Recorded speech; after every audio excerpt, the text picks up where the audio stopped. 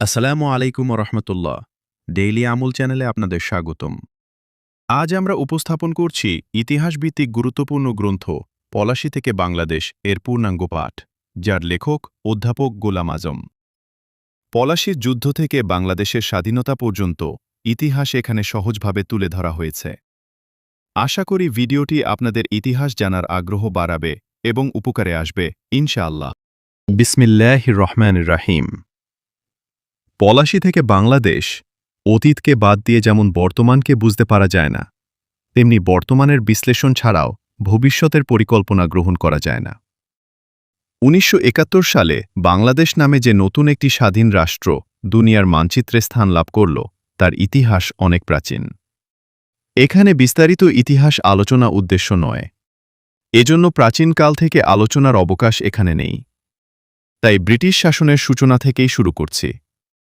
উপমহাদেশে ইংরেজ রাজত্ব ১৭৫৭ সালে স্বাধীন বাংলার নওয়াব সিরাজউদ্দৌলার সেনাপতি মীর জাফর ইংরেজের সহযোগিতায় নিজে নওয়াব হওয়ার যে মতলব করেছিল, তারই ফলে এদেশে ইংরেজ রাজত্বের সূচনা হয়।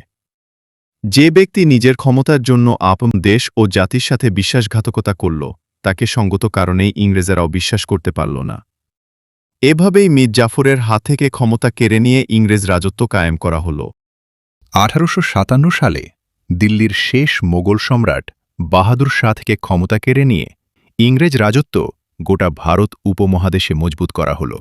এভাবে উপমহাদেশে ব্রিটিশ সাম্রাজ্য প্রতিষ্ঠা লাভ করতে ১০০ বছর লেগে গেল। এভাবেই ১৭৫৭ সালে পলাশীর প্রান্তরে পরাধীনতার যে বীজ বপন করা হয়েছিল, তা ১০০ বছরে বিরাট মহিরুহে পরিণত হল। ১৮৩১ সালে পাঞ্জাব ও সীমান্ত প্রদেশের সীমানায় বালাকোটের যুদ্ধে সায়েদ আহমদ ব্রেলভি রহমাতুল্লাহি আলাই ও শাহ ইসমাইল রহমাতুল্লাহি আলাই এর নেতৃত্বে পরিচালিত ভারতের প্রথম সত্যিকার ইসলামী আন্দোলনের পরাজয়ের পর ইংরেজদের শক্তি আরও বেড়ে গেল। কিন্তু এই ইসলামী আন্দোলনের ফলেই ১৮৫৭ সালে ইংরেজ বাহিনীতে নিযুক্ত মুসলমান সিপাহীরা বিদ্রোহ করার প্রেরণা লাভ করেছিল। এর পরের ইতিহাস মুসলিম জাতিকে চিরতরে গোলাম বানাবার জন্য ইংরেজদের জঘন্য ষড়যন্ত্রের ইতিহাস। এ উপমহাদেশে প্রায় ৬০০ বছর মুসলিম শাসন চলেছে। তাদের হাত থেকে পূর্ণ ক্ষমতা কেড়ে নিতে ইংরেজদের ১০ বছর লেগেছে। তাই দিল্লি দখলের পর এদেশে ইংরেজ রাজত্ব স্থিতিশীল করার লক্ষ্যে ইংরেজরা মুসলমানদেরকে সকল ময়দান থেকে উৎখাত করে অমুসলিম জাতিগুলোকে শিক্ষা, সরকারি চাকরি, ব্যবসা বাণিজ্য ও জমিদারিতে এগিয়ে দিল। ফলে ৫০ বছরের মধ্যে এদেশের মুসলিম শাসক জাতি দাস জাতিতে পরিণত হয়ে গেল। ইংরেজ লেখক উইলিয়াম হান্টারের দি ইন্ডিয়ান মুসলমানস বইটি এ কথার বিশ্বস্ত সাক্ষী। বাংলাদেশে ইংরেজ রাজত্ব। বাংলাদেশ থেকে ইংরেজ রাজত্ব শুরু হওয়ায় বাঙালি মুসলমানরা প্রায় ২০০ বছর ইংরেজের গোলামি করতে বাধ্য হয়। ইংরেজের মুসলিম দমন নীতির ফলে বাঙালি মুসলমানরা দু ধরনের গোলামির জিঞ্জিরে আবদ্ধ হয়ে পড়ে। একদিকে তারা রাজনৈতিক ও প্রশাসনিক দিক দিয়ে ইংরেজের অধীন হয়ে পড়ল, অপরদিকে অর্থনৈতিক ও সাংস্কৃতিক দিক দিয়ে এদেশেরই ওইসব ও মুসলিমের পদানত হতে বাধ্য হল, যারা ইতপূর্বে মুসলমানদের প্রাধান্য মেনে চলত। অমুসলিম জমিদারদের অত্যাচারে ও সুদে টাকা লগ্নিকারীদের শোষণে মুসলমানদের যে কি দুর্দশা হয়েছিল, সে কথা একালের মুসলমানরা ধারণা করতেও অক্ষম। স্বাধীনতা আন্দোলন শিক্ষায় দীক্ষায়, ধনে দৌলতে, প্রভাব প্রতিপত্তিতে ও মুসলিম জাতিগুলো অগ্রসর হবার পর ইন্ডিয়ান ন্যাশনাল কংগ্রেসের পরিচালনায় ও অমুসলিম নেতৃত্বে যখন দেশকে ইংরেজের গোলামি থেকে স্বাধীন করার আন্দোলন শুরু হল, তখন অর্ধমৃত অবস্থায়ও মুসলিম জাতি তাতে সাড়া দিল। ইংরেজ বিদ্বেষ তাদের মজ্জাগত ছিল, কারণ তাদের হাত থেকেই ইংরেজরা ক্ষমতা কেড়ে নিয়েছিল। কিন্তু কিছুদিন যেতে না যেতেই মুসলিম নেতৃবৃন্দ বুঝতে পারলেন যে এ স্বাধীনতা দ্বারা ইংরেজের অধীনতা থেকে মুক্তি পেলেও মুসলমানদেরকে অমুসলিমদের অধীন হয়েই থাকতে হবে। গোটা ভারতে তখন ৪০ কোটি লোকের মধ্যে মাত্র ১০ কোটি মুসলমান ছিল। তাই গণতান্ত্রিক সরকার কায়েম হলেও সংখ্যালঘু মুসলমানরা চিরদিনই অমুসলিমদের অধীন হয়েই থাকতে বাধ্য হতো। ১৯৩৫ সালের ভারত শাসন আইনের মাধ্যমে ব্রিটিশ সরকার যখন কেন্দ্রীয় ও প্রাদেশিক আইনসভা কায়েম করে জনগণের নির্বাচিত প্রতিনিধিদের হাতে স্বায়ত্তশাসনের নামে আংশিক ক্ষমতা তুলে দেবার ব্যবস্থা করল, তখন মুসলমানরা পৃথক নির্বাচন ব্যবস্থা আদায় করে কিছুটা আত্মরক্ষার বন্দোবস্ত করল। মুসলিম জনগণের প্রতিনিধি যাতে শুধু মুসলিমদের ভোটে নির্বাচিত হতে পারে সে ব্যবস্থার নামই পৃথক নির্বাচন। যুক্ত নির্বাচন ব্যবস্থায় মুসলিম ও অমুসলিমদের মিলিত ভোটে নির্বাচন হলে কংগ্রেসের অমুসলিম নেতাদের মরজি অনুযায়ী কিছু সংখ্যক মুসলিম আইনসভায় নির্বাচিত হলেও জাতি হিসাবে মুসলিমদের কোনো পৃথক সত্তা থাকবে না আশঙ্কা করেই মুসলমানরা পৃথক নির্বাচন দাবি করেছিল। 1935 সালের ওই আইন অনুযায়ী 1936 সালে যে নির্বাচন হয় তাতে ভারতের 7টি প্রদেশে কংগ্রেসের শাসন কায়েম হয়। পৃথক নির্বাচন ব্যবস্থা চালু ছিল বলে অবিভক্ত বাংলাসহ 4টি প্রদেশে মুসলিম জনসংখ্যা বেশি থাকায় আনুপাতিক হারে এই 4টি আইনসভায় মুসলিম সদস্য সংখ্যা ও মুসলিমদের চেয়ে বেশি হয়। মিস্টার জিন্না মুসলিম জাতির নেতৃত্বের দায়িত্ব গ্রহণ করার পর মুসলমানরা তাকে কায়েদে আজম শ্রেষ্ঠ নেতা হিসাবে বরণ করে নেয়।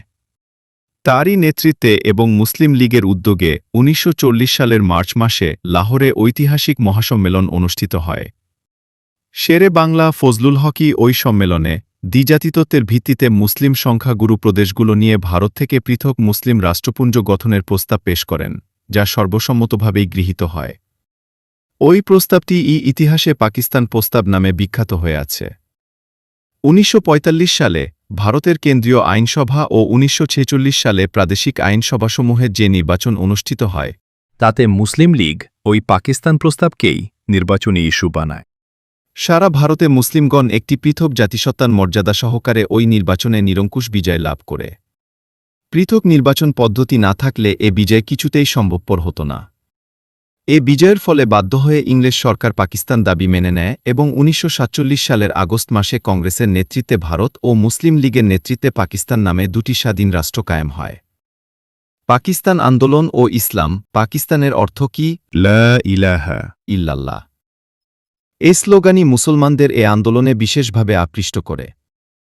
এমনকি ভারতের যে 7টি প্রদেশ ভারতের অন্তর্ভুক্ত থাকবে বলে জানাই ছিল, সেখানেও মুসলমানরা ইসলামের আকর্ষণে পাকিস্তানের দাবিকে নিরঙ্কুশভাবে সমর্থন করেছে।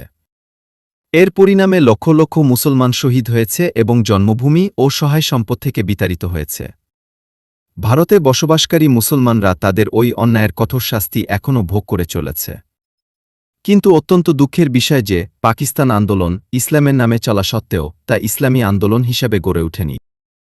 পাকিস্তান কায়েম হবার পর স্বাধীন মুসলিম দেশটিতে ইসলামী আইন, ইসলামী শিক্ষা, ইসলামী অর্থনীতি ও সমাজ ব্যবস্থা চালু করার কোনো পরিকল্পনাই আন্দোলনের নেতারা করেননি। এর ফল যা হবার তাই হয়েছে। যারা ইসলামকে জানেন না বা যারা নিজের জীবনেই ইসলাম মেনে চলেন না, তারা সমাজ ও রাষ্ট্রে কি করে ইসলাম কায়েম করবেন? ইসলামের ব্যাপারে এ ধোঁকাবাজি করার ফলে নেতারা অল্প দিনের মধ্যেই জনপ্রিয়তা হারালেন। সেনাপতি আইয়ুব খান সে সুযোগে 1958 সালে ক্ষমতা দখল করলেন। আইয়ুব খানের যুগ আইয়ুব খান জান্দ্রেল শাসক ছিলেন। মুসলিম লীগের নামেই তিনি রাজত্ব করেছেন, অথচ তিনি তার শাসনকালে মৌলিক গণতন্ত্রের নামে একনায়কত্বই চালিয়ে গেছেন। গণতন্ত্রকামী সব দলের সাথে মিলে জামায়াতে ইসলামী আইয়ুব আমলে 10 বছর একনায়কত্বের বিরুদ্ধে আগাগোড়াই সংগ্রামী ভূমিকা পালন করেছে। ইতিহাস থেকে জামায়াতের এ বলিষ্ঠ ভূমিকা মুছে ফেলার সাধ্য কারণেই। আইয়ুব খান জামায়াতে ইসলামীর উপর সবচেয়ে বেশি ক্ষেপা ছিলেন, কারণ জামায়াত গণতান্ত্রিক আন্দোলন চালিয়ে যাবার সাথে সাথে আইয়ুব খাঁর ইসলাম বিরোধী কার্যকলাপের প্রতিবাদ করত। তাই 1962 সালে সামরিক শাসন প্রত্যাহারের পর গণতান্ত্রিক আন্দোলন চলাকালে 1964 সালের জানুয়ারি মাসে একমাত্র জামায়াতে ইসলামীকেই বেআইনি ঘোষণা করা হয় এবং 7 জন জামায়াত নেতাকে জেলে আটক করা হয়। 9 মাস পর সুপ্রিম কোর্ট রায় দেয় যে জামায়াতকে বেআইনি ঘোষণা করাটাই বেআইনি হয়েছে। সরকারি অবহেলার ফলে ইসলামী চেতনা ও মুসলিম জাতীয়তাবোধ তো আইয়ুব আমলের পূর্ব থেকেই লোপ পাচ্ছিল। আইয়ুব আমলে ভাষা ও এলাকাভিত্তিক জাতীয়তা শূন্যস্থান পূরণ করতে এগিয়ে এল। পশ্চিমাঞ্চলে পাঞ্জাব, সিন্ধু, বেলুচিস্তান ও সীমান্ত প্রদেশের ভাষার পার্থক্য সত্ত্বেও ভৌগোলিক দিক দিয়ে একসাথে থাকায় এবং ভারতের সাথে কয়েক দফা যুদ্ধ হওয়ায় সেখানে মুসলিম ঐক্যবোধ কোনো রকমে বেঁচে রইল। কিন্তু পূর্বাঞ্চলের অবস্থা সম্পূর্ণ ভিন্ন ছিল। ভৌগোলিক দিক দিয়ে পশ্চিম পাকিস্তান থেকে বিচ্ছিন্ন অবস্থায় কিসের ভিত্তিতে এখানকার মানুষ পশ্চিমের সাথে একাত্মতা বোধ করবে? ইসলামই একমাত্র সেতুবন্ধন হতে পারত। কিন্তু সরকারি ও রাষ্ট্রীয় পর্যায়ে ইসলামকে কোনো স্থানই দেয়া হল না। যে মুসলিম জাতীয়তার চেতনা গোটা উপমহাদেশের মুসলিমদেরকে 1946 সালে ঐক্যবদ্ধ করেছিল, সে চেতনা বাঁচিয়ে রাখারও কোনো প্রচেষ্টা দেখা গেল না। 1947 সালে পাকিস্তান কায়েম হবার মাত্র 10 থেকে 15 বছর পর স্কুল, কলেজ ও বিশ্ববিদ্যালয়ের ছাত্রছাত্রীদের এ কথা জানারও সুযোগ রইল না যে ভারতবর্ষ দুভাগ কেন হল। পশ্চিম বাংলা ও পূর্ব বাংলার মাতৃভাষা এক হওয়া সত্ত্বেও বাংলা কেন দুভাগ হল? বাংলাভাষী ও মুসলিমের চেয়ে পশ্চিম পাকিস্তানের মুসলমানদেরকে কেন বেশি আপন মনে করতে হবে? ফলে ঈমানভিত্তিক জাতীয়তাবোধ বিনষ্ট হয়ে এলাকা ও ভাষাভিত্তিক ঐক্যবোধ জন্ম নিল এবং বাংলাভাষী অঞ্চলে স্বাতন্ত্র্যবোধের বিকাশ অবধারিত হয়ে উঠল। রাজনৈতিক ময়দানে যে আদর্শিক শূন্যতা সৃষ্টি হল, সেখানে সমাজতন্ত্র এগিয়ে আসার সুযোগ পেল। রাষ্ট্র ও সমাজ জীবনে যাতে ইসলামের কোনো প্রভাব না পড়ে, সেজন্য ধর্মনিরপেক্ষ মতবাদ ময়দান দখল করতে এগিয়ে এল। এভাবে এলাকা ও ভাষাভিত্তিক জাতীয়তাবোধ, ধর্মনিরপেক্ষতাবাদ ও সমাজতন্ত্র রাজনৈতিক অঙ্গনে মুসলিম জাতীয়তার স্থান দখল করতে লাগল। মুসলিম জাতীয়তা পরিত্যাগের রাজনৈতিক পরিণাম। মুসলিম জাতীয়তাবোধ 40-এর দশকে অবিভক্ত ভারতের বিভিন্ন ভাষাভাষী 10 কোটি মুসলমানকে এক বলিষ্ঠ জাতিতে পরিণত করেছিল। এরই সুফল হিসাবে ভারত বিভক্ত হয়ে পাকিস্তানের সৃষ্টি হয়েছিল।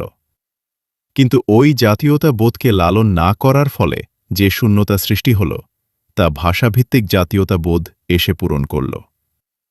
যেসব রাজনৈতিক দল ও নেতৃবৃন্দ মুসলিম জাতীয় তার চিন্তাধারা পরিত্যাগ করে ভাষাভিত্তিক জাতীয়তাকেই রাজনৈতিক মতাদর্শ হিসাবে গ্রহণ করলেন, তারা স্বাভাবিক কারণেই নিখিল পাকিস্তান ভিত্তিক রাজনীতি করার অযোগ্য হয়ে পড়লেন।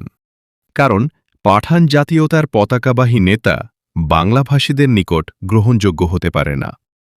সিন্ধি জাতীয়তাবাদী নেতা পাঠানদের নেতা বলে গণ্য হওয়া সম্ভব নয়। তেমনি বাঙালি জাতীয়তাবাদ পাঞ্জাব, সিন্ধু, বেলুচিস্তান ও সীমান্তে রাজনৈতিক আদর্শ বলে গণ্য হওয়া অসম্ভব।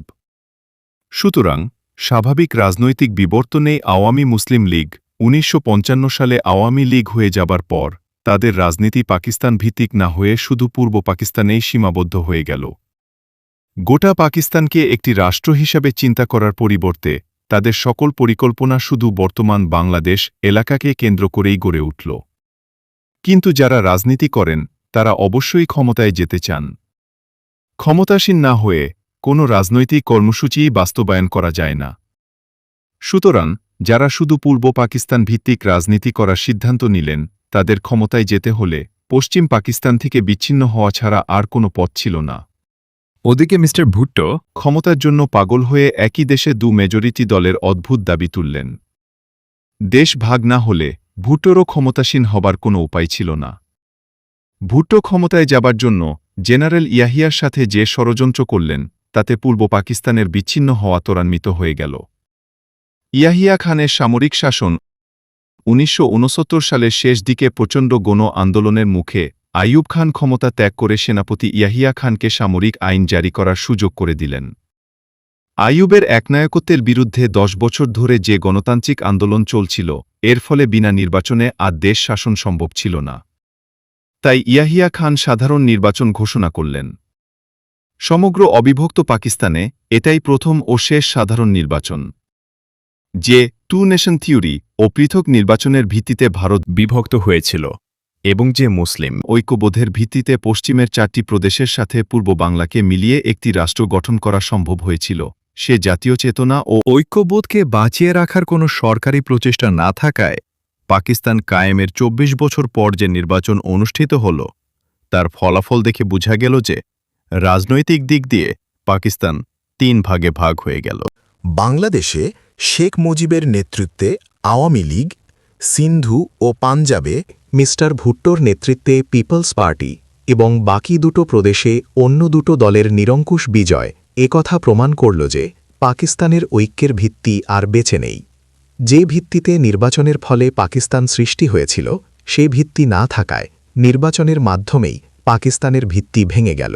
নির্বাচনের পর পাকিস্তানের কেন্দ্রীয় আইনসভায় আওয়ামী লীগ একক সংখ্যাগরিষ্ঠ দলে পরিণত হওয়ায় শেখ মুজিবকে ইয়াইয়া খান পাকিস্তানের ভবিষ্যৎ প্রধানমন্ত্রী বলে মন্তব্য করা সত্ত্বেও ক্ষমতা হস্তান্তরে গড়িমসি করতে থাকলেন।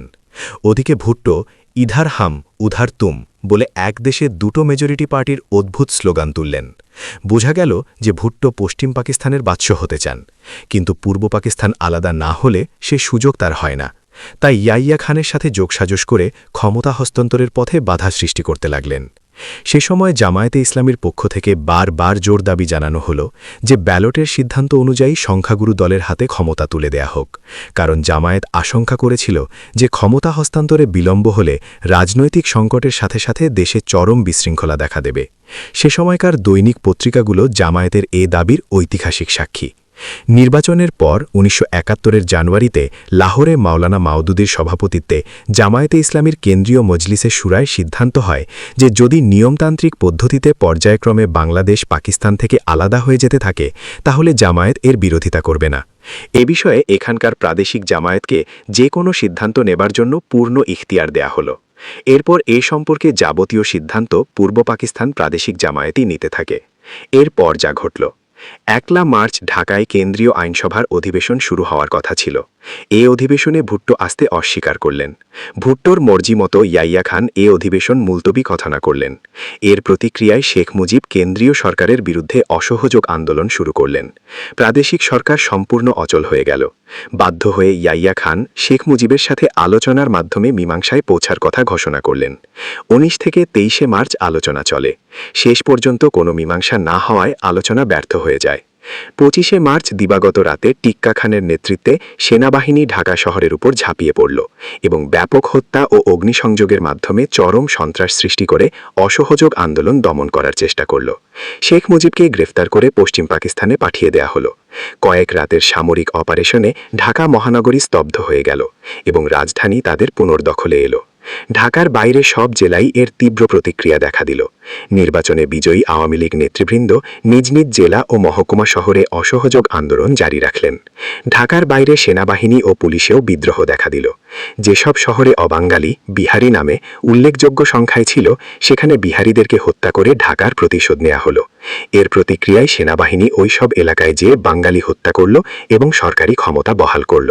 এভাবে দুদিকের আক্রমণে নিরাপরাধ সাধারণ মানুষ নিহত ও অত্যাচারিত হতে থাকল। ১ মাসের মধ্যে মোটামুটি দেশে সেনাবাহিনীর কর্তৃত্ব সাময়িকভাবে প্রতিষ্ঠিত হল বটে, কিন্তু দেশটিকে নিশ্চিতভাবে বিচ্ছিন্নতার দিকে ঠেলে দেয়া হল। স্বাধীন বাংলাদেশ আন্দোলন। আওয়ামী লীগ নেতৃবৃন্দ ভারতে আশ্রয় নিলেন।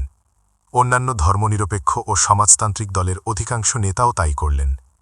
পাক সেনাবাহিনী ঢাকা শহরে ও অন্যান্য স্থানে হিন্দু বস্তির উপর আক্রমণ করায় তারাও দলে দলে ভারতে পাড়ি জমালেন। পাক সেনাবাহিনীর ভ্রান্ত নীতির ফলে দেশের গোটা হিন্দু সম্প্রদায় পাকিস্তান বিরোধী হয়ে গেল।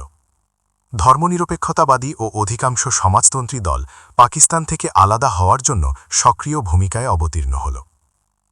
মেহেরপুর জেলার মফস্বলে, যে স্থানের বর্তমান নাম মুজিবনগর, আওয়ামী লীগ নেতৃবৃন্দ স্বাধীন বাংলাদেশ সরকার কায়েম করার পর স্বাধীনতা আন্দোলন যেরূপ পরিগ্রহ করল, তা কোনো বিদেশি সরকারের সাহায্য ছাড়া চলা সম্ভব ছিল না। তাই কলকাতা থেকেই প্রবাসী বাংলাদেশ সরকার পরিচালিত হয়। ভারতের ভূমিকা। পাকিস্তানের চিরদুশ্মন ভারতের সম্প্রসারণবাদী কংগ্রেস সরকার এ মহা সুযোগ গ্রহণ করল। প্রবাসী স্বাধীন বাংলাদেশ সরকারকে কলকাতায় প্রতিষ্ঠিত করা হল। মুক্তিযুদ্ধে অংশগ্রহণকারীদের গেরিলা ট্রেনিং দেয়া, তাদেরকে অস্ত্র ও গ্রেনেড দিয়ে বাংলাদেশের ভেতরে পাঠাবার ব্যবস্থা করা, রেডিও যোগে প্রবাসী সরকারের বক্তব্য বাংলাদেশের ভেতরে প্রচার করা ইত্যাদি সবই ভারত সরকারের সক্রিয় উদ্যোগ ও সহযোগিতায় চলতে থাকল। রুশ সরকার এ বিষয়ে ভারতের সাথে এক সহযোগিতা চুক্তিতে আবদ্ধ হয়। ভারতের প্রধানমন্ত্রী ইন্দিরা গান্ধী স্বয়ং বহু দেশ সফর করে স্বাধীন বাংলাদেশের পক্ষে সমর্থন জোগানোর চেষ্টা করেন। নিঃসন্দেহে এ সবই বাংলাদেশকে একটি স্বাধীন রাষ্ট্রে পরিণত করতে সাহায্য করেছে, কিন্তু ভারত সরকার তার স্বার্থেই এ কাজে উদ্বুদ্ধ হয়েছে বলে সবাই স্বীকার করতে বাধ্য। ভারত বিরোধীদের পেরেশানি।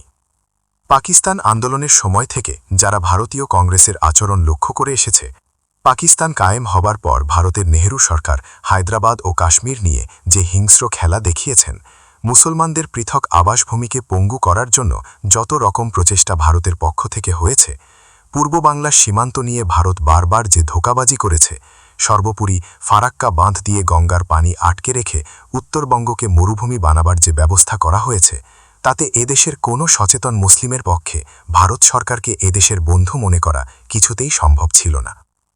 যেসব রাজনৈতিক দল ও নেতা ভারতের আধিপত্যবাদী মনোভাবের দরুন আতঙ্কগ্রস্ত ছিল তারা মহা সংকটে পড়ে গেল।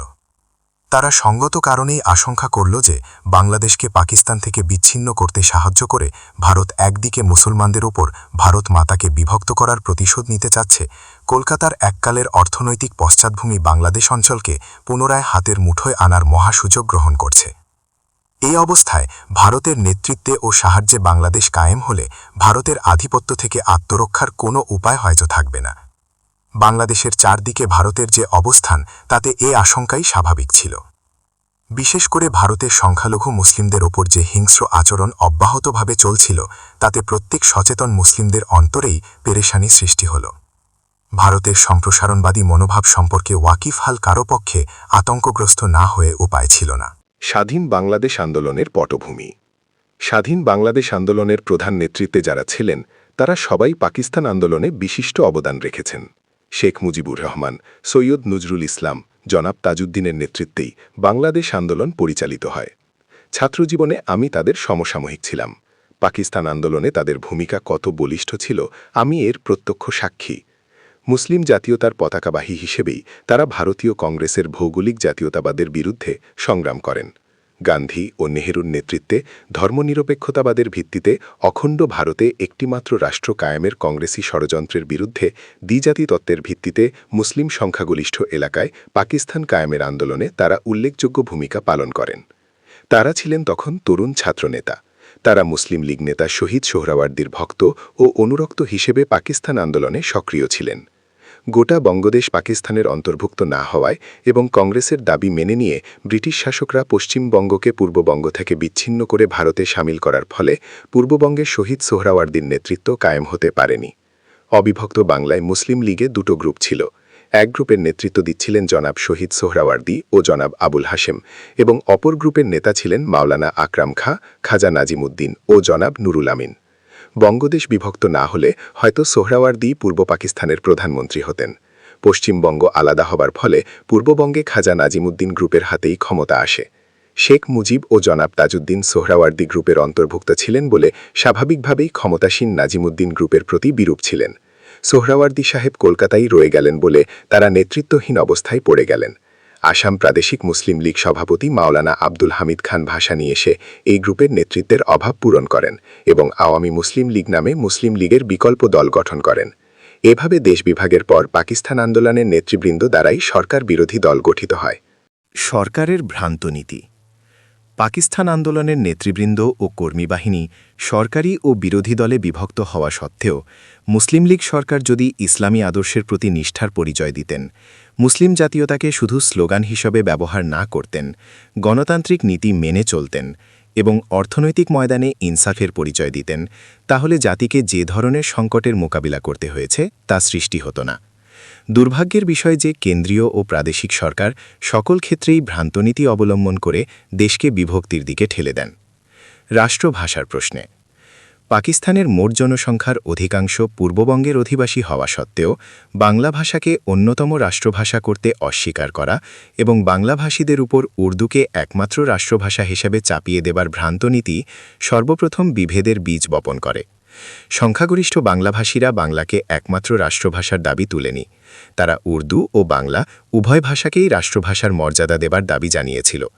এ দাবি জানাবার আগেই জনসংখ্যার বিচারে বাংলাকে অন্যতম রাষ্ট্রভাষা হিসাবে ঘোষণা করা সরকারের কর্তব্য ছিল। অথচ দাবি জানাবার পর এটাকে প্রাদেশিকতা বলে গালি দিয়ে সরকার সঙ্গত কারণেই বাংলাভাষীদের আস্থা হারালেন। ভাষার দাবিটিকে সরকার এমন রাষ্ট্রবিরোধী মনে করলেন যে গুলি করে ভাষা আন্দোলনকে দাবিয়ে দিতে চাইলেন। এ ভ্রান্ত সিদ্ধান্তই ভাষাভিত্তিক জাতীয়তার জন্ম দেয়। গণতন্ত্রের প্রশ্নে গণতান্ত্রিক পন্থায় পাকিস্তান কায়েম হওয়া সত্ত্বেও সরকার অগণতান্ত্রিক পদ্ধতিতে টিকে থাকার ষড়যন্ত্র করলেন। শাসনতন্ত্র রচনায় গড়িবসি করে নির্বাচন বিলম্বিত করতে থাকলেন। 1954 সালে পূর্বাঞ্চলে প্রাদেশিক নির্বাচনের সরকারি মুসলিম লীগ দলের ভরাডুবির পর কেন্দ্রে ষড়যন্ত্র আরও গভীর হয়।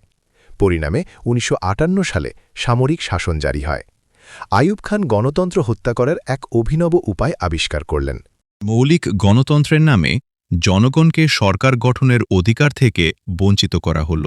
কেন্দ্রীয় সরকার পশ্চিম পাকিস্তানে অবস্থিত থাকায় এবং আসল ক্ষমতা আইয়ুব খানের হাতে কেন্দ্রীভূত থাকায় পূর্ব পাকিস্তানের সচেতন রাজনৈতিক মহলে তীব্র প্রতিক্রিয়ার সৃষ্টি হয়।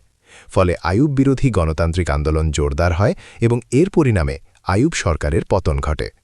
আইয়ুব খানের 10 বছরের শাসনকালে পূর্ব ও পশ্চিম পাকিস্তানের মধ্যে রাজনৈতিক দূরত্ব দ্রুত বেড়ে যায়। অর্থনৈতিক ময়দানে শাসন ক্ষমতায় জনগণের প্রতিনিধিত্ব না থাকায় এবং ক্ষমতাসীনদের স্বেচ্ছাচারী ভূমিকার দরুন শিল্প ও বাণিজ্য নীতি প্রণয়নে পূর্ব পাকিস্তানের প্রতি সুবিচার হওয়া স্বাভাবিক ছিল না। মন্ত্রিসভায় পূর্ব পাকিস্তান থেকে গণপ্রতিনিধি গ্রহণ করার পরিবর্তে সুবিধাবাদীদেরকেই গ্রহণ করা হতো। এর ফলে অর্থনৈতিক ময়দানে পূর্ব পাকিস্তানের স্বার্থ রক্ষার ব্যাপারে তারা বলিষ্ঠ ভূমিকা পালনে অক্ষম হতেন। এভাবে গণতান্ত্রিক সরকারের অভাবেই পূর্ব পাকিস্তানের জনগণ কেন্দ্রীয় সরকারের প্রতি অর্থনৈতিক দিক থেকেও আস্থা হারাতে থাকে। ভুট্টো ইয়াহিয়া ষড়যন্ত্র। উপর্যুক্ত কারণসমূহ স্বাধীন বাংলাদেশ আন্দোলনের পটভূমি রচনা করলেও 1970-এর নির্বাচনের পর সংখ্যাগরিষ্ঠ দলের নেতা শেখ মুজিবের হাতে ক্ষমতা হস্তান্তরে গড়িমসি এবং অবশেষে দমনমূলক কঠোর পদক্ষেপ গ্রহণই এ আন্দোলনের জন্ম দেয়। নির্বাচনের পর জামায়াতে ইসলামীর পক্ষ থেকে আমি বারবার সংবাদপত্রে বিবৃতি দিয়ে সংখ্যাগরিষ্ঠ দলের হাতে ক্ষমতা তুলে দেওয়ার দাবি জানিয়েছি। জেনারেল ইয়াহিয়া ভুট্টোর দাবি মেনে নিয়ে 1 মার্চ ঢাকায় অনুষ্ঠিতব্য পার্লামেন্ট অধিবেশন মুলতবি করায় চরম রাজনৈতিক সংকট দেখা দেয়। 1971-এর ফেব্রুয়ারি মাসে ঢাকায় ইয়াহিয়া মুজিব সংলাপে অংশগ্রহণকারী আওয়ামী লীগ নেতা সৈয়দ নজরুল ইসলাম আমার মহল্লায় তার এক আত্মীয়ের বাড়িতে অবস্থান করতেন। ছাত্রজীবনের বন্ধু হিসাবে তার সাথে যে ঘনিষ্ঠতা ছিল, এর সুযোগে তার কাছ থেকে সংলাপের যেটুকু রিপোর্ট পেতাম তাতে আমার এ ধারণাই হয়েছে যে সংলাপ ব্যর্থ হবার জন্য ভুট্টোই প্রধানত দায়ী এবং ইয়াহিয়া খান দ্বিতীয় নম্বর দোষী। নির্বাচনের ভিত্তিতে ক্ষমতা হস্তান্তর করা হলে আওয়ামী লীগের হাতেই কেন্দ্রীয় সরকারের দায়িত্ব অর্পিত হতো। সে অবস্থায় পরিস্থিতির চিত্র ভিন্ন রূপ হতো। আওয়ামী লীগ পশ্চিম পাকিস্তানে সম্পূর্ণ অনুপস্থিত থাকায় রাজনৈতিক সমস্যা অবশ্যই দেখা দিত, কিন্তু 71-এ যে রক্তক্ষয়ী সংঘর্ষের সৃষ্টি হল তা থেকে অবশ্যই রক্ষা পাওয়া যেত। শাসনতান্ত্রিক প্রক্রিয়ায় পার্লামেন্টের মাধ্যমেই হয়তো একসময় দেশ বিভক্ত হবার প্রয়োজন হয়ে পড়ত। ওই অবস্থায় ভারতীয় সশস্ত্র বাহিনীর সহায়তার প্রয়োজন হতো না।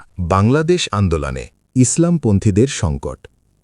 যারা মুসলিম জাতীয়তায় বিশ্বাসী ছিল এবং যারা চেয়েছিল যে দেশে আল্লাহর আইন ও রাসূলের প্রদর্শিত সমাজ ব্যবস্থা চালু হোক, তারা আরও বড় সংকটের সম্মুখীন হল।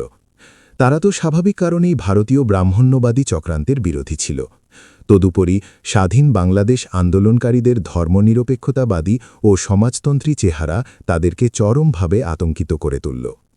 তারা মনে করল যে ইসলামের নামে পাকিস্তান কায়েম হওয়া সত্ত্বেও যখন ইসলাম বিজয়ী হতে পারল না, তখন ধর্মনিরপেক্ষতাবাদী ও সমাজতন্ত্রীরা যদি ভারতের সাহায্যে কোনো রাষ্ট্র কায়েম করতে পারে, তাহলে সেখানে ইসলামের বিজয় কি করে সম্ভব হবে?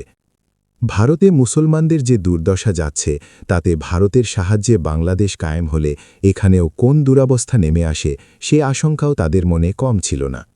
স্বাধীন বাংলাদেশ আন্দোলনের নেতৃবৃন্দ যদি শুধু রাজনৈতিক ও অর্থনৈতিক অধিকার আদায়ের স্লোগান তুলতেন, ধর্মনিরপেক্ষতাবাদ ও সমাজতন্ত্রের প্রবক্তা যদি তারা না হতেন এবং ভারতের প্রত্যক্ষ সাহায্য ছাড়া যদি আন্দোলন পরিচালনা করতে সক্ষম হতেন, তাহলে ইসলামপন্থীদের পক্ষে ওই আন্দোলনে বলিষ্ঠ ভূমিকা পালন করা খুবই স্বাভাবিক ও সহজ হতো। ভারতবিরোধী ও ইসলামপন্থীদের ভূমিকা। ভারতবিরোধী ও ইসলামপন্থীরা উভয় সংকটে পড়ে গেল। যদিও তারা ইয়াহিয়া সরকারের সন্ত্রাসবাদী দমননীতিকে দেশের জন্য অত্যন্ত ক্ষতিকর মনে করতেন, তবুও এর প্রকাশ্য বিরোধিতা করার কোনো সাধ্য তাদের ছিল না। বিরোধিতা করতে হলে তাদের নেতৃস্থানীয়দেরকেও অন্যদের মতো ভারতে চলে যেতে হতো, যা তাদের পক্ষে চিন্তা করাও অসম্ভব ছিল। তারা একদিকে দেখতে পেল যে মুক্তিযোদ্ধারা গেরিলা আক্রমণ করে ইয়াহিয়া সরকারকে বিভ্রত করার জন্য কোনো গ্রামে রাতে আশ্রয় নিয়ে কোনো পুল না থাকায় বোমা ফেলেছে, আর সকালে পাকবাহিনী যেয়ে ওই গ্রামটাই জ্বালিয়ে দিয়েছে। সশস্ত্র মুক্তিযোদ্ধা রাতে কোনো বাড়িতে উঠলে পরদিন ওই বাড়িতেই সেনাবাহিনীর হামলা হয়ে যায়। এভাবে জনগণ এক চরম অসহায় অবস্থায় পড়ে গেল। ভারতবিরোধী ও ইসলামপন্থীরা শান্তি কমিটি কায়েম করে সামরিক সরকার ও অসহায় জনগণের মধ্যে যোগসূত্র কায়েম করার চেষ্টা করলেন, যাতে জনগণকে রক্ষা করা যায় এবং সামরিক সরকারকে জুলুম করা থেকে যথাসাধ্য ফিরিয়ে রাখা যায়। শান্তি কমিটির পক্ষ থেকে সামরিক শাসকদেরকে তাদের ভ্রান্ত নীতি ও অন্যায় বাড়াবাড়ি থেকে ফিরাবার যথেষ্ট চেষ্টা করা হয়েছে। এ কথা ঠিক যে শান্তি কমিটিতে যারা ছিলেন তাদের সবার চারিত্রিক মান এক ছিল না। তাদের মধ্যে এমন লোকও ছিল যারা সুযোগমতো অন্যায়ভাবে বিভিন্ন স্বার্থ আদায় করেছে। জামায়াতে ইসলামীর রাজনৈতিক ভূমিকা ইসলামের নামে পাকিস্তান কায়েম হলেও পাকিস্তানের কোনো সরকারই ইলামের ভিত্তিতে দেশকে গড়ে তুলবার কোনো চেষ্টা করেনি। জামায়াতে ইসলামী যেহেতু ইসলামকে বিজয়ী করার উদ্দেশ্যে একটি বিজ্ঞানসম্মত কর্মসূচি অনুযায়ী আন্দোলন চালিয়ে যাচ্ছিল, সেহেতু কোনো সরকারই জামায়াতকে সুনজরে দেখেনি। তদুপরি ইসলামেরই নীতি অনুযায়ী গণতান্ত্রিক শাসন ব্যবস্থা চালু করার জন্য জামায়াতে ইসলামী প্রতিটি গণতান্ত্রিক আন্দোলনে বলিষ্ঠ ভূমিকা পালন করে এসেছে। ১৯৬২ সালে আইয়ুব খানের সামরিক আইন তুলে নেবার পর আইয়ুবের তথাকথিত মৌলিক গণতন্ত্রের বিরুদ্ধে যে সর্বদলীয় গণতান্ত্রিক আন্দোলন চলেছিল তাতে জামায়াত কোনো দলের পেছনে ছিল না। এভাবেই জামায়াতে ইসলামী আইন ও গণতান্ত্রিক পদ্ধতির শাসনের জন্য নিষ্ঠার সাথে আন্দোলন চালিয়ে যাচ্ছিল। ১৯৬২ থেকে ৬৯ পর্যন্ত আইয়ুব আমলের ৮ বছরের মধ্যে জামায়াতে ইসলামী ছাড়া আর কোনো দলকে বেআইনি ঘোষণা করা হয়নি। ১৯৬৪ সালের জানুয়ারিতে জামায়াতকে বেআইনি ঘোষণা করে ৯ মাস পর্যন্ত ৭ জন নেতাকে বিনা বিচারে জেলে আটক রাখা হয়। সেপ্টেম্বর মাসে সুপ্রিম কোর্টের রায়ের ফলে সরকারের ওই বেআইনি ঘোষণাটি বাতিল হয়ে যায়। জামায়াতে ইসলামীর ইতিহাস ইসলামী আদর্শ ও গণতান্ত্রিক পদ্ধতির পক্ষে একনিষ্ঠ ও বলিষ্ঠ সংগ্রামেরই গৌরবময় ইতিহাস। বাংলাদেশে জামায়াতে ইসলামী রাজনীতির ময়দানে যে ভূমিকা পালন করছে তা সবার সামনেই আছে। জামায়াতে ইসলামীর রাজনৈতিক ভূমিকা পাকিস্তান আমলে যেমন স্বীকৃত ছিল তেমনি বর্তমানেও সর্বমহলে প্রশংসিত। ৭১ জামায়াতের ভূমিকা। জামায়াতে ইসলামীর অতীত ও বর্তমানের ভূমিকা থেকে একথা স্পষ্ট যে আদর্শ ও নীতির প্রশ্নে জামায়াত আপোষহীন। দুনিয়ার কোনো স্বার্থে জামায়াত কখনও আদর্শ বা নীতির সামান্যও বিসর্জন দেয়নি। এটুকু মূল কথা যারা উপলব্ধি করে তাদের পক্ষে ৭১ জামায়াতের ভূমিকা বুঝতে কোনো অসুবিধা হবার কথা নয়। প্রথমত, আদর্শগত কারণেই জামায়াতের পক্ষে ধর্মনিরপেক্ষতাবাদ ও সমাজতন্ত্রের ধারক ও বাহকগণের সহযোগী হওয়া সম্ভব ছিল না। যারা ইসলামকে একটি পূর্ণাঙ্গ জীবনবিধান বলে সচেতনভাবে বিশ্বাস করে তারা এ দুটো মতবাদকে তাদের ঈমানের সম্পূর্ণ পরিপন্থী মনে করতে বাধ্য। অবিভক্ত ভারতে কংগ্রেস দলের আদর্শ ছিল ধর্মনিরপেক্ষতাবাদ। জামায়াতে ইসলামী তখন থেকেই এ মতবাদের অসারতা বলিষ্ঠ যুক্তি দিয়ে প্রমাণ করেছে। আর সমাজতন্ত্রের ভিত্তিই হল ধর্মহীনতা। দ্বিতীয়ত, পাকিস্তানের প্রতি ভারত সরকারের অতীত আচরণ থেকে জামায়াতে ইসলামীর পক্ষে ইন্দিরা গান্ধীকে এ দেশের এবং মুসলিম জনগণের বন্ধু মনে করাও কঠিন ছিল। ভারতের পৃষ্ঠপোষকতার ফলে সঙ্গত কারণেই তাদের যে আধিপত্য সৃষ্টি হবে এর পরিণাম মঙ্গলজনক হতে পারে না বলেই জামায়াতের প্রবল আশঙ্কা ছিল। তৃতীয়ত, জামায়াত একথা বিশ্বাস করত যে পূর্ব পাকিস্তানের জনসংখ্যা পশ্চিম পাকিস্তানের তুলনায় বেশি হওয়ার কারণে গণতান্ত্রিক শাসন ব্যবস্থা চালু হলে গোটা পাকিস্তানে এ অঞ্চলের প্রাধান্য সৃষ্টি হওয়া সম্ভব হবে। তাই জনগণের হাতে ক্ষমতা বহাল করার আন্দোলনের মাধ্যমেই জামায়াত এ অঞ্চলের রাজনৈতিক ও অর্থনৈতিক অধিকার অর্জন করতে চেয়েছিল।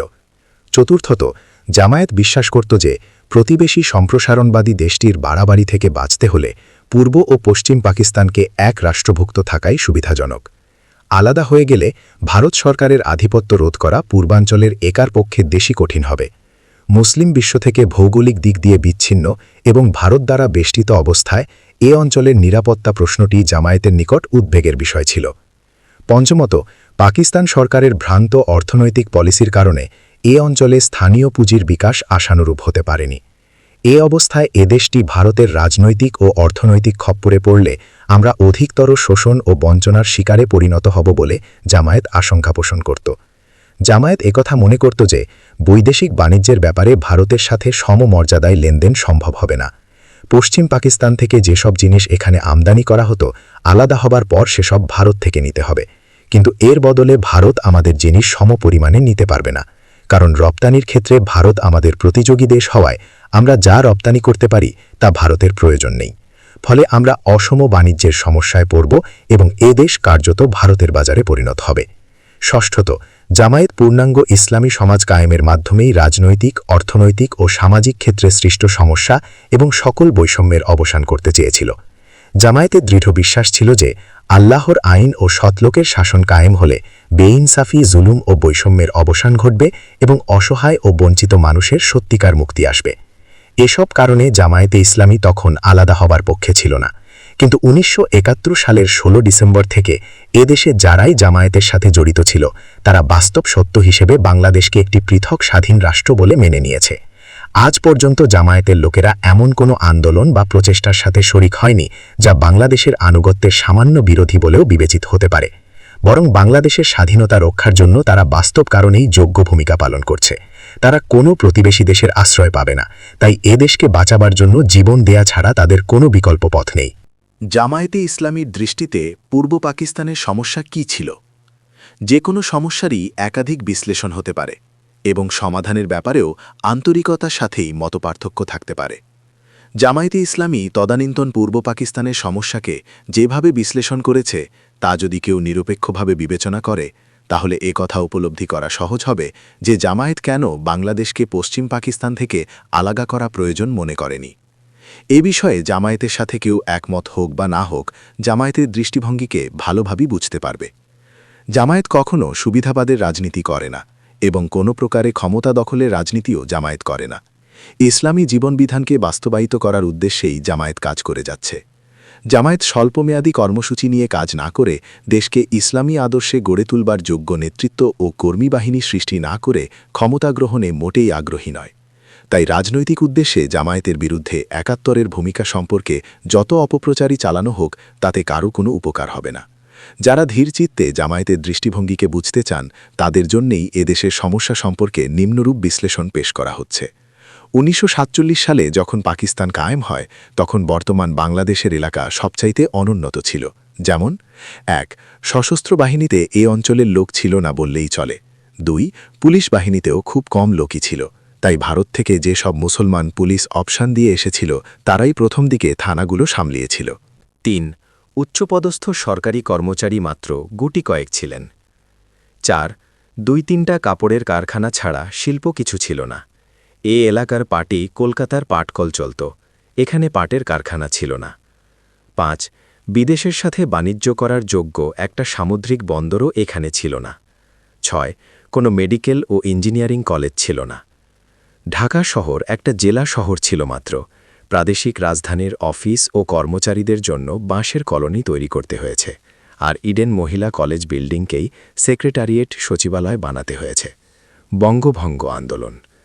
এই দুরবস্থার প্রধান কারণ এটাই ছিল যে পূর্ব বাংলাকে ব্রিটিশ আমলে কলকাতার পশ্চাৎভূমি হিন্টারল্যান্ড বানিয়ে রাখা হয়েছিল।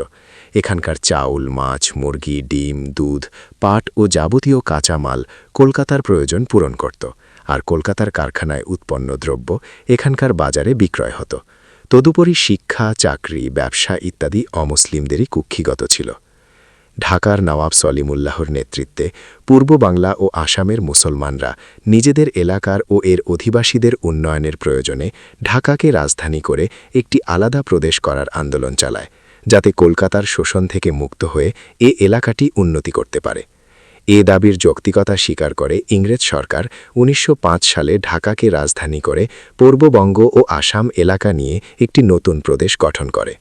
১৯০৬ সালে এই নতুন প্রাদেশিক রাজধানীতে নওয়াব সালিমুল্লাহর উদ্যোগে নিখিল ভারত মুসলিম লীগের জন্ম হয়। এ সম্মেলনে গোটা ভারতবর্ষের বড় বড় মুসলিম নেতা যোগদান করায় ঢাকার গুরুত্ব আরও বেড়ে যায়। বঙ্গভঙ্গ বাতিল আন্দোলন। এ নতুন প্রদেশে মুসলমানদের প্রাধান্য, প্রভাব ও উন্নতির যে বিরাট সম্ভাবনা দেখা দিল তাতে কলকাতার কায়েমি স্বার্থে তীব্র আঘাত লাগল। অমুসলিম রাজনৈতিক নেতৃবৃন্দ, শিল্পপতি, ব্যবসায়ী, উচ্চপদস্থ সরকারি কর্মচারী ও অন্যান্য পেশাজীবীগণ বাংলা মায়ের দ্বিখণ্ডিত হওয়ার বিরুদ্ধে চরম মায়াকান্না জুড়ে দিলেন। অখণ্ড মায়ের দরদে তারা গোটা ভারতে তোলপাড় সৃষ্টি করলেন। এ আন্দোলনে ব্যারিস্টার আব্দুর রাসুলের মতো কিছু সংখ্যক মুসলিম নামধারী বুদ্ধিজীবীও শরিক হয়ে অখণ্ড বাংলার দোহাই দিয়ে বঙ্গভঙ্গের বিরুদ্ধে ময়দানে নেমে পড়েন। এ আন্দোলনের পরিণামে ১৯১১ সালে বঙ্গভঙ্গ রহিত হয়ে পূর্ব বাংলা আবার কলকাতার লেজুড়ে পরিণত হয়। যদি বঙ্গভঙ্গ রহিত না হতো তাহলে ১৯৪৭ সালে ঢাকাকে একটি উন্নত প্রাদেশিক রাজধানী হিসেবে এবং চট্টগ্রামকে পোর্ট হিসেবে রেডি পাওয়া যেত। তাছাড়া শিক্ষা ও চাকরিতে মুসলমানরা এগিয়ে যাবার সুযোগ এবং এ এলাকায় শিল্প ও বাণিজ্য গড়ে উঠত। মজার ব্যাপার এই যে ১৯৪৭ সালে গোটা বাংলাদেশকে পাকিস্তানের অন্তর্ভুক্ত করার পক্ষে বলিষ্ঠ যুক্তি থাকা সত্ত্বেও কংগ্রেসের প্রবল দাবিতে ব্রিটিশ সরকার বাংলাকে বিভক্ত করে পশ্চিমবঙ্গকে ভারতের হাতে তুলে দিল। যে অমুসলিম নেতৃবৃন্দ ১৯১১ সালে বঙ্গভঙ্গ রহিত করিয়েছিলেন তারাই ১৯৪৭ সালে বঙ্গভঙ্গ করিয়ে ছাড়লেন। স্বার্থ বড়বালাই। পূর্ব বাংলার উন্নয়ন। ১৯৪৭ সালে পাকিস্তানের অন্তর্ভুক্ত হবার পরই পূর্ব বাংলার সার্বিক উন্নয়ন শুরু হল। কেন্দ্রীয় ও প্রাদেশিক সিভিল সার্ভিস, পুলিশ সার্ভিস ইত্যাদিতে মুসলিম অফিসার নিয়োগ শুরু হল। অগণিত পদে মুসলিম যুবকরা ব্যাপকভাবে চাকরি পেতে লাগল। এমনকি সশস্ত্র বাহিনীতেও বেশ সংখ্যায় লোক ভর্তি হবার সুযোগ এল। অপরদিকে ব্যবসা বাণিজ্যের ময়দানে অমুসলিমদের স্থানে মুসলিমদের অগ্রযাত্রা শুরু হল। ভারত থেকে হিজরত করে আসা লোকেরাই অমুসলিম ব্যবসায়ীদের সাথে বিনিময়ের ভিত্তিতে দোকান ও ব্যবসা প্রতিষ্ঠান দখল করল। শিল্প কারখানার পুঁজি এবং অভিজ্ঞতা নিয়ে মুহাজিররাই এ এলাকার উন্নয়নে লেগে গেল।